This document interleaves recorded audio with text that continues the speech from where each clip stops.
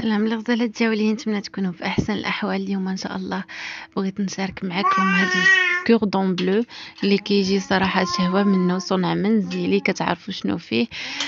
وبغيت نقول لكم انايا بالنسبه للطياب فانا طيبته في في الاير فاير. تقدروا طيبوه في يعني تقليوه ولا كما بغيتو. كما شفتوا معايا كيجي اللون ديالو ذهبي صراحه، لا شابلور منزليه.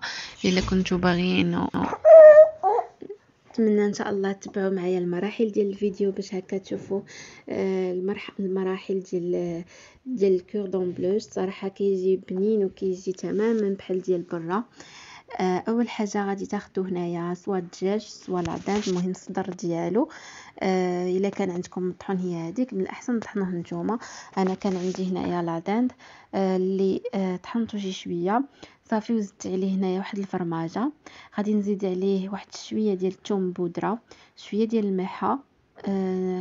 وإلا كانت عندكم البصله بودره حتى هي زيدوها كتجي زوينه في هذا في العداد. كان عندكم المطاط حتى هو ديروا معلقه صغيره، ما كانش عندكم ديروا غير هاد التوابل اللي غادي نقول لكم. شويه ديال البزار وتوابل ديال الدجاج الا كانوا متوفرين، او لا الكوري. انا عندي الكوري غادي ندير الكوري. صراحه ما كنستغناش عليه. منسم اللي كيكونوا فيه مواد اللي هما طبيعيين صراحه. في الكركم وفي بزاف ديال المنسمات صراحه كيجي به الدجاج بنين، وحتى كنستعملو حتى في الحوت. هنايا خديت واحد العصره ديال الحامض باش ما يجينيش مزفر. الا ما كانش عندكم الحامض تقدروا ديروا شويه ديال الخل، وكيساعد حتى الدجاج باش كيجي طايب 100%. صافي هنايا من بعد ما طحنته مزيان كما شفتوا معايا خديت هكا واحد السلوفان اللي فرشته وبقيت كنفرج فيه داك الدجاج اللي طحنته معاكم. فرشته بهذه الطريقه هذه. نتوما ديروه بالشكل اللي بغيتو. انا صراحه درتو هكا شكل بحال شي طام بورطموني ولا شي حاجه، المهم بحال نصف دائره هكا كما شفتوا معايا بحال الشكل ديالو ديال الكوردون بلو بعدا. صافي هنايا خديت لادان فيمي، انا عندي هاد لادان فيمي. صافي درت هنايا شويه الجبن ديال الشيدار اللي تقدروا ديروا الموتزاريلا او اي جبن عندكم. درت شويه ديال الشيدار ودرت واحد القطعه ديال لادان فيمي، وغادي نزيد شويه الموتزاريلا بحال هكا كما شفتوا معايا، وغادي نحاول هكا نتنيه على زوج. ونشكل هكا بحال ما فهمتوا كما شفتوا معايا راه كلشي باين هكا. كنحاول نسد هكا، ما نخلي حتى شي بلاصه يبان فيها الجبن. ضروري يا البنات ما تخليوش شي بلاصه الا بانت لكم شي بلاصه كيبان فيها الجبن، فخذوا شويه ديال الدجاج وحاولوا هكا تسدوها به، حيت فاش كيتقلى الا كانت شي بلاصه ما مسدوداش مزيان فغادي يخرج لنا كاع داك الجبن ويجي لنا خاوي من الداخل فاش نكونوا نقليوه اولا فاش كنكونوا نطيبوه. صافي غادي نحاول هكا نجمعو مزيان، وغادي نديروه في شي حاجه اللي نديروه في المجمد. ضروري يا البنات ما ديروه في المجمد باش يشد راسو، باش تقدروا ديروه في لا شابلور يعني في البيض وفي الدقيق. المهم بقاو معايا انا تنكمل معكم، غادي نزيد معكم واحده اخرى باش تشوفوا معايا مزيان، وغادي نديرهم في المجمد. من بعد ما يتجمدوا لي ماشي يتجمدوا يعني تماما، غير كيشدوا ريصانهم باش نقدروا هكا نتحكموا فيهم. اسمحوا لي على دائما بنتي معايا في اي لحظه في اي لحظه الصراحه، حيت انا سبحان الله ما عرفت واش كاع الامهات. انا سبحان الله بنتي ما كتنعش بزاف عندها والوقيته اللي كتنعس فيها كنحاول هكا نقضي الاشغال اللي ما كنقدرش نديرهم وهي فايقه. مثلا يعني هكا نطيب ولا نخمم الدار ولا شي حاجه. دونك فاش كتكون فايقه كنكون جالسه نلعب معاها، بحال دابا راه جالسه كتلعب بلي جوي حدايا. كما شفتوا معايا هنايا عندي البيض اللي درت فيه شويه ديال الكريمه ديال الطبخ. تقدروا تضيفوا له الحليب اولا هكا تخفوه شويه، ضروري تزيدوا واحد شويه ديال الخل. صافي وعندي هنا لا شابلور وعندي الدقيق. تقدروا ديروا ديريكتومون في لا شابلور وتعاودوا ديروا البيض وتعاودوا ديروا لا شابلور، اولا ديروا كيفي الدقيق. انا عندي هنايا هاد الدقيق هذا اللي شويه حرش، كيكون ديال الخبز وديال المسمان ديال يعني ماشي ديال الحلويات.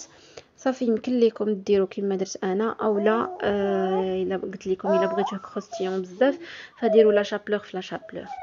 صافي هنا غادي نبقى مستمره نضرن انا هنايا البنات كما شفتوا غادي ناخذ انا مقلاة. المهم قليت وحده والاخرى درتها في الاير فراير. صافي كما شفتوا معايا هذا هو الشكل ديالها في الاخير. نتمنى ان شاء الله تعجبكم. هذه درتها بلا دان فيمي كي شفتوا، وغادي ندير معكم الاخرى اللي صراحه حتى هي كتجي هائله. اول حاجه شوفوا البنات، الا كنتو كتاخذوا مثلا الدجاج من عند لاداند، انا هذا لاداند خديناه من كارفور، ولكن انا نسيت زعما نسينا نقولوا ليه درنا ديفيلي، راه كيقدر يقطعوا لكم ديفيلي يكون احسن. كما شفتوا هنايا انا قطعته، غير انا عرفتو راه المعاناه باش قطعته بحال هكا، ولكن المهم جا واحد الفيلي اللي هو شويه رقيق. كما شفتوا معايا انا درت واحد القطعه ديال جبن شيدار، ودرت هنايا هكا شويه الفرماج احمر مخلط مع الموزاريلا. صافي وغادي نحاول هكا نجمعو. هذا ما درتش فيه نهائيا لا دانت فيمي. كما شفتوا معايا كنوريكم بهاد، تقدروا ديروا بهاد الطريقه، والطريقه اللي وريت لكم قبل كتكون انا كنفضل الطريقه الاولى، حيت هذه شويه صعيبه كيخرج لك منها وكيخرج منها، يعني شويه صعيبه باش كتعمريه في الوسط. وكما شفتوا انا الدجاج راني درت له شويه ديال الملحه شويه ديال البزار. صافي ويعني تبلته غير بهاد التتبيله هكا، ما درتش فيه شي حاجه صراحه. وصافي كنروليهم بحال هكا، وغادي نخليهم في المجمد حتى كيقبطوا ريصانهم عاد باش كندير ليهم لا شابلور. كما شفتوا هنايا عندي الدقيق درتو في واحد زيبلوك. صافي وخديت هنايا درت فيه شويه ديال الثومه شويه ديال الملحه شويه ديال البزار، وعندي البيضه حتى هي غادي ندير نفس لي زيبيس اللي غادي نديرهم في الدقيق، غادي نديرهم في البيض. شويه ديال الصوجا وزدت شويه ديال الخل، الا كان عندكم الحامض زيدوا الحامض يعني بدل الخل.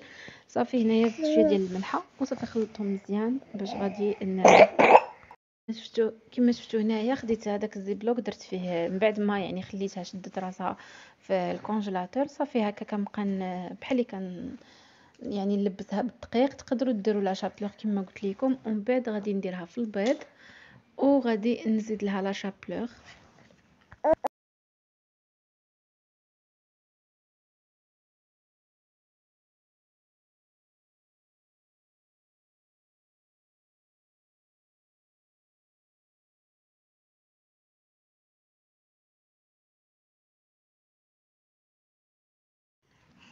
هنايا كما تشوفوا من بعد صافي درتها انا دائما كنديرهم في الاي فاير.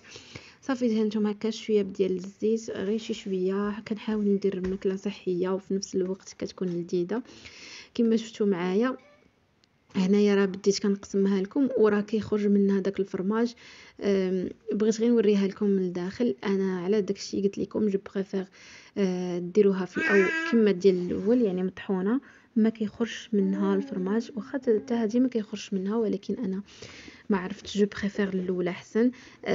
انا كما شفتوا معايا كدرتها لوجبه العشاء مع صالاد، ومهم انا وراجلي وحسوه.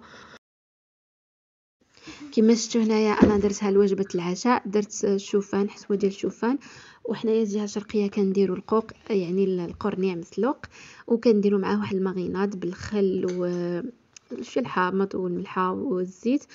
ودرت هنا صالاد، ودرت هادو اللي درتهم معكم دانون والديسير. ان شاء الله الا كنتو باغيين ندير معكم فيديو ديال وصفات ولا عشاء يعني 7 ديال هكا الوصفات يعني على طول السيمانه، pourquoi pas ان شاء الله نعطيكم هكا افكار اللي تقدروا ديروهم. كنشكركم بزاف.